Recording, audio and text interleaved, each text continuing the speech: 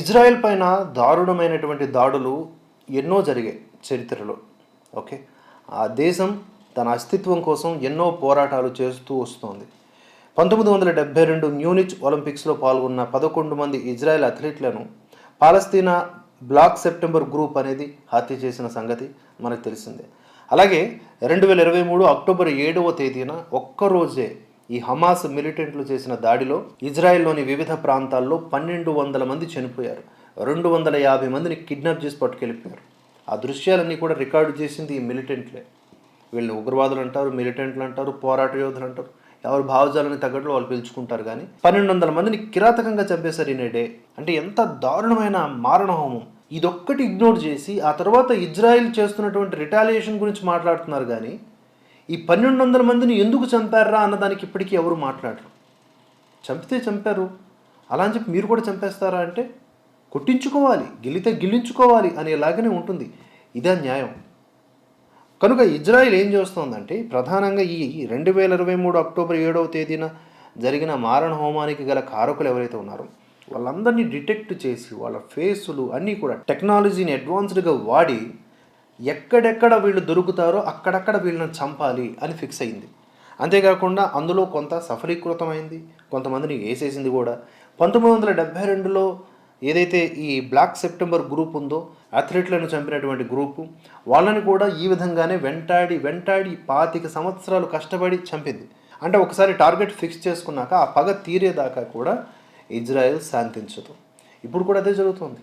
Hamas వీళ్ళని target చేయటం, ఈ హమాస్ని బలోపేతం చేస్తున్న ఇరాన్ని టార్గెట్ చేయటం. దీని వెనక ఏంటంటే ఇన్ని ముస్లిం దేశాల మధ్య ఆ ఇజ్రాయెల్ బ్రతకాలి అంటే తప్ప ఇంకో మార్గం లేదు.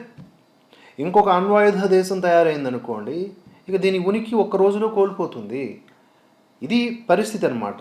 ఇప్పుడు కొత్తగా ఈ సాంకేతికతను వాడుకొని ఏవైతే ఈ హమాస్ మిలిటెంట్లు వీడియోలు రిలీజ్ చేశారో వాటిని బేస్ చేసుకొని ఓవరాల్గా ఇజ్రాయెల్ అంతర్గత రక్షణ సంస్థ ఇతర సెక్యూరిటీ సర్వీసులు క్షుణ్ణంగా అధ్యయనం చేసినటువంటి విషయాల ఆధారంగా వీళ్ళందరినీ కూడా జల్లెడి పట్టే అవకాశాలు స్పష్టంగా కనిపిస్తున్నాయి. ఒక అనుమానితుడికి వ్యతిరేకంగా కనీసం 2 ఆధారాలు దొరికినా అతన్ని అంతం చేస్తున్నారంట. అంటే ఒకరిని సస్పెక్ట్ అని అనుకున్నాక ఒక 2 ఆధారాలు దొరికితే చాలు, అంతేగా. పూర్తి నిర్ధారణ వచ్చేదాకా కాదు, ఇక్కడ అనుమానం వస్తే చంపేయడమే ఇప్పుడు ఇజ్రాయెల్ చేస్తున్నది అది. గత శుక్రవారం హమాస్ టాప్ లీడర్ ఎజ్దిన్ అల్ హద్దాద్ను కూడా ఐడిఎఫ్ దళాలు అంతం చేశాయి. అతడు అక్టోబర్ 7 దాడిని ప్లాన్ చేశాడంట. ప్లాన్ చేసిన నాయకుల్లో ఒకడు. ఈ నిందితులను అంతం చేసే వరకు ఇజ్రాయెల్ దాడులు ఆగవని మిలిటరీ చీఫ్ జమీర్ పేర్కొన్నారు. నోవా మ్యూజిక్ ఫెస్టివల్పై దాడి చేసిన హమాస్ ప్లాటూన్ కమాండర్ అలీ సమీ మహమ్మద్ షక్రాను ఏప్రిల్ 12న ఇజ్రాయెల్ దళాలు హతమార్చాయి. అతడు కూడా అక్టోబర్ 7 దాడిలో పాల్గొన్న ఫోటోను విడుదల చేశాయి. ఇక కిబుట్ జునీర్ ఓజ్పై దాడి చేసిన అబ్దల్ రహమూన్ అమ్మర్ హజన్ ఖుదారీని మరో 3 రోజుల తర్వాత మట్టుబెట్టే.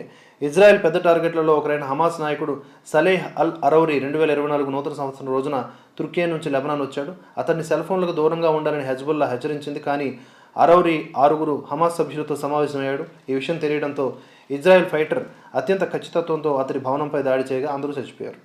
ఆ గదిలో ల్యాప్టాప్లు, ఫోన్లు ఉన్నట్లు తర్వాత గుర్తించారు. ఆ తర్వాత 6 నెలలకు హమాస్ చీఫ్ ఇస్మాయిల్ హనీయను ఇరాన్లోని ఐఆర్జీసీ గెస్ట్ హౌస్లోనే ఇజ్రాయెల్ హత్య చేసింది. ఆ తర్వాత నిలి అంటే NILI టాస్క్ ఫోర్స్ పేరిట వేట కొనసాగిస్తూ ఉంది. అక్టోబర్ 7 నిందితుల కోసం అది ఆపరేషన్ ఇంకా ఆన్లోనే ఉంది.